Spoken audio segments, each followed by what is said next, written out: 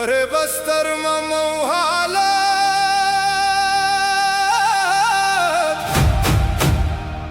बिनेच कहाँ हस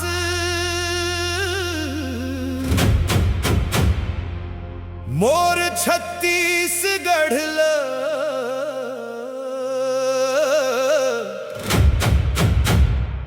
ते चिन्हेच कहाँ हस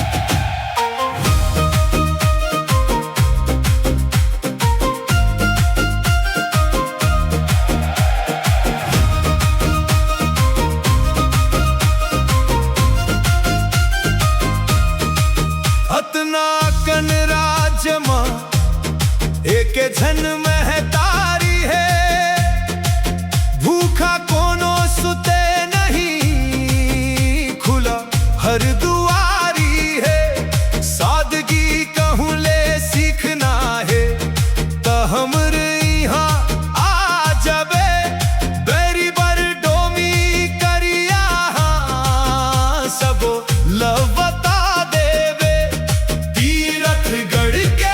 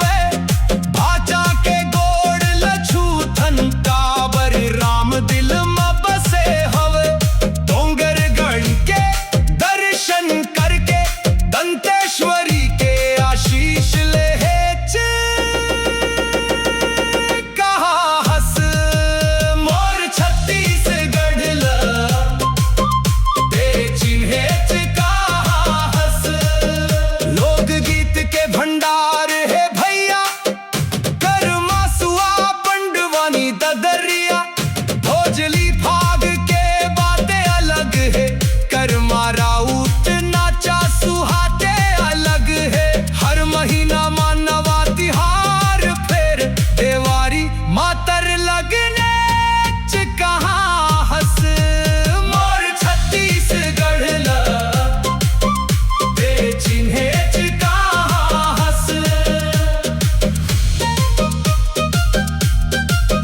सबो ला बने बने कई हूँ तमहूँ अपराधी बन जाऊं।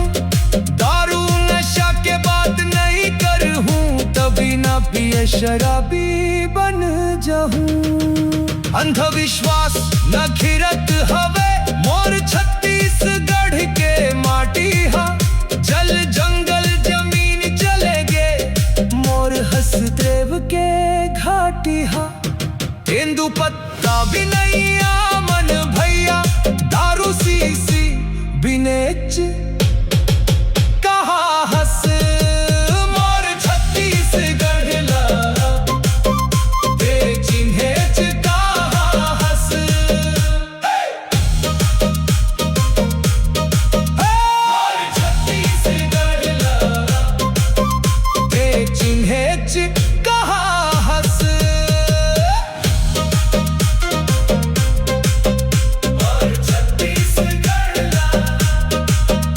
अरे बस्तर मऊहाल बिनेच कहाँ हंस मोर छत्तीसगढ़ ला ते चिन्हे च कहाँ हंस।